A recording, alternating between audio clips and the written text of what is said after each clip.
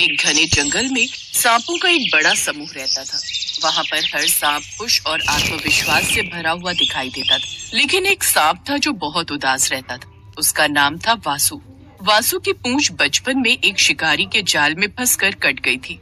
इसी कारण वासु के सभी दोस्त उसका बहुत मजाक उड़ाते थे। अब वासु शादी लायक हो गया था, पर वासु की पूंछ कटी होने की वजह से कोई भी सांप कन्या वासु से शादी के लिए राजी नहीं होती थी। वासु के साथ के सभी सांप पुत्रों का विवाह हो चुका था, परंतु वासु अभी तक कुंवारा था। वासु का ये अकेलापन देखकर उसकी माँ को बहुत दुख होता था। वासु के सभी मित्रों का विवाह हो चुका है, पर पता नहीं मेरे वासु की किस्मत में क्या लिखा है। कल को अगर मुझे कुछ हो गया तो मेरा वासु तो बिल्कुल अकेला हो जाएगा।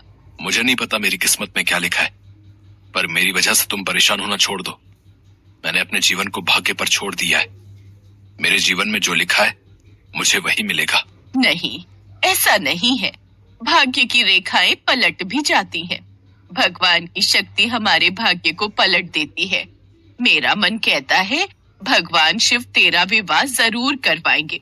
मैंने उनके व्रत प्रारंभ किए हैं। भगवान शिव के व्रत पूजन में बहुत शक्ति है।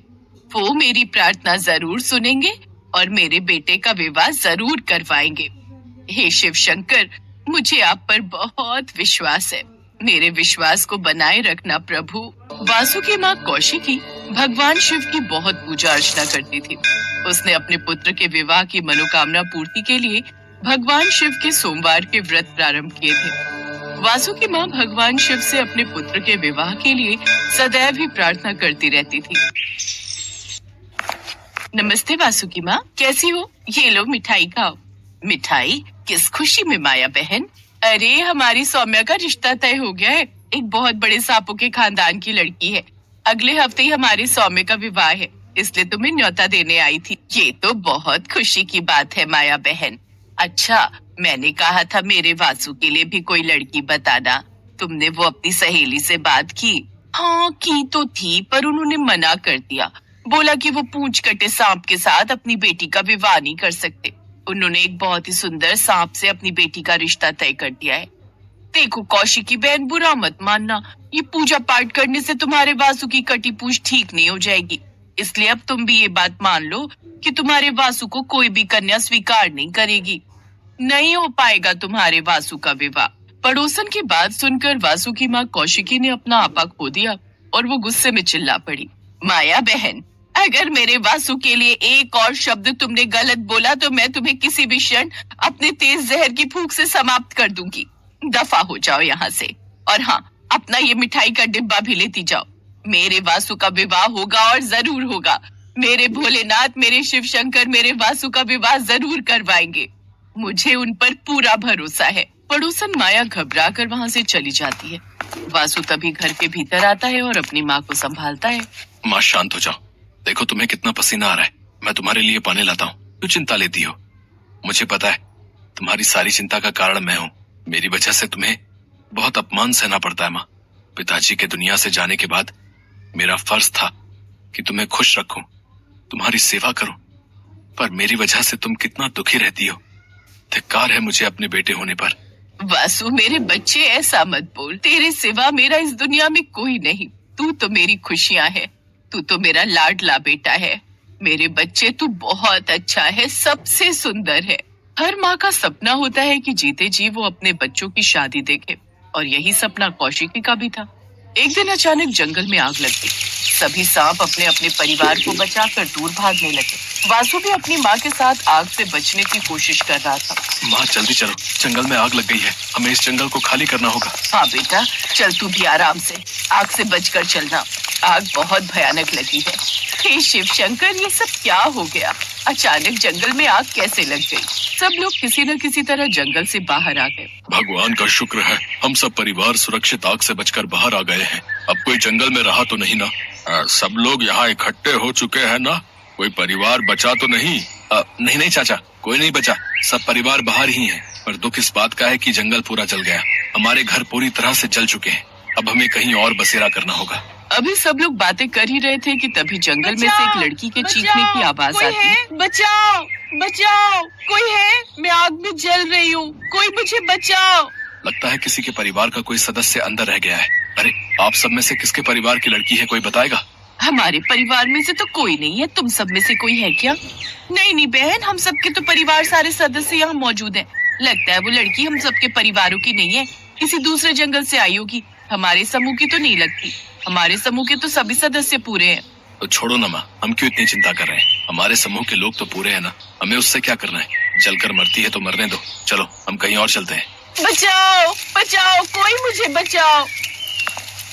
वासु, तू कहाँ जा रहा है? हमें जंगल की तरफ नहीं जाना बेटा, वहाँ बहुत आग है।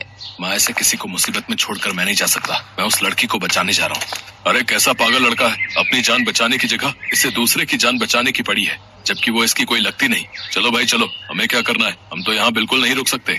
वासु वासु, ध्यान से मेरे बच्चे, आग बहुत भयानक है। वासु अपनी जान पर खेलकर जंगल के अंदर चला जाता है। जंगल के अंदर एक बहुत ही सुंदर सांप कन्या आग की लपटों के बीच फंसी हुई थी। उसने जैसे ही वासु को देखा वो चिल्लाई, मुझे बचा लो युवक, मैं इस आग में फंसी हुई हूँ। चिंता मत करो, मैं तुम्हें कुछ नहीं होने दूंगा, पर क्षमा करना, मेरी पूंछ नहीं है, तुम्हें मेरी गर्दन पकड़कर ही बाहर आना होगा। पर इससे तो तुम्हें बहुत दर्द होगा। मुझे अपने दर्द की कोई चिंता नहीं, मुझे केवल तुम्हें बचाना है। अगर मैंने तुम्हें नहीं बचाया तो मेरे लिए ये बहुत शर्म की बात होगी।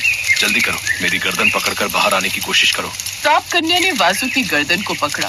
वासु को दर्द तो हुआ, पर उसने अपनी जान की परवाह किए बिना उस सांप कन्या को सुरक्षित आग से बाहर निकाल लिया। तभी जंगल की आग बुझ जाती है और वासु की पूंछ भी वापस आ जाती है।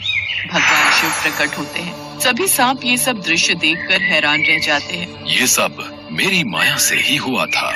वासु, तुम बहुत दयालु और नेकदिल सांप हो। शिवाली मेरी ही भक्त है, ये कैलाश पर रहती है। मैंने ही शिवाली को तुम्हारी परीक्षा लेने के लिए भेजा था और तुम इस परीक्षा में सफल हुए, इसलिए अब तुम्हारा विवाह शिवाली के साथ होगा। मैं स्वयं तुम्हारा और शिवाली का विवाह संपन्न करवाऊंगा। कौशिकी, तुम मेरे से यही इच्छा रखती थी ना कि तुम्हारे पुत्र का विवाह हो? अब तो तुम्हारी मनोकामना पूर्ण हुई ना? हाँ प्रभु, आपने मेरी मनोवांछित इच्छा को पूरा कर दिया। आप धन्य है प्रभु, आपकी जय हो प्रभु, आपकी सदा ही जय हो। भगवान शिव स्वयं अपने हाथों से वासु और शिवाली का विवाह संपन्न करवाते हैं और उन्हें अपना आशीर्वाद देते हैं। कहते हैं जो भी भक्त ईमानदारी के साथ सच्चे मन से भगवान शिव से कुछ मांगता है तो भगवान शिव उस भक्त की इच्छा को अवश्य पूरा करते हैं, और यही परम सत्य है। पंडित रामनारायण भगवान शिव के बहुत बड़े भक्त थे। उन्हें शिव मंदिर में सेवा करते हुए काफी साल हो चुके थे।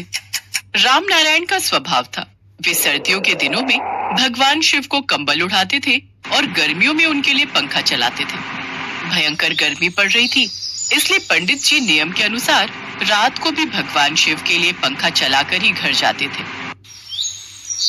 पंडित जी, मैं आपको अक्सर देखता हूँ, सर्दियों में आप भगवान को कंबल उड़ाते हैं और गर्मियों में उनके लिए पंखा चलाते हैं। क्या भगवान पर मौसम का असर होता होगा? उन्हें भी गर्मी लगती होगी क्या? और गर्मी से महादेव का भी पसीना निकलता होगा? क्यों नहीं बेटा, अवश्य गर्मी लगती होगी, अवश्य ही पसीना निकलता होगा, पर हमें दिखाई नहीं देता। बस मेरे मन के भाव कहते हैं कि पंखा चलाओ तो प्रभु ठंडी हवा में सो जाएंगे। सब कुछ मन के भावों पर निर्भर करता है बेटा। सही कहा पंडित जी, जय शिव शंकर। पंडित जी भगवान शिव को ठंडी ठंडी लस्सी, छाछ सबका भोग लगाते थे ताकि भगवान शिव को गर्मी न लगे। पर एक दिन मंदिर का पंखा खराब हो गया। पंडित जी परेशान हो गए। अरे मदन, क्या हुआ? बिजली वाला आया या नहीं? शाम होने को आई है। मैंने बोला था मंदिर का पंखा चल नहीं रहा, बिजली वाले को बुला ला, वो ठीक कर जाएगा। पंडित जी आज बिजली की दुकान बंद है, अब तो कल ही खुलेगी, कल ही ठीक करवा पाएंगे। अच्छा, अब कल ठीक होगी, पर रात को पंडित जी रात को कौन सा आपने या किसी और ने यहाँ मंदिर में रुकना है?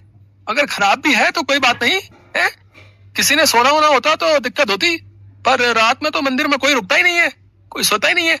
आज नहीं तो कल सही, कौन सा मंदिर में कोई रात को रुकता है जिसे गर्मी लगेगी। इतना कहकर सेवक अपने दूसरे कामों के लिए चला गया।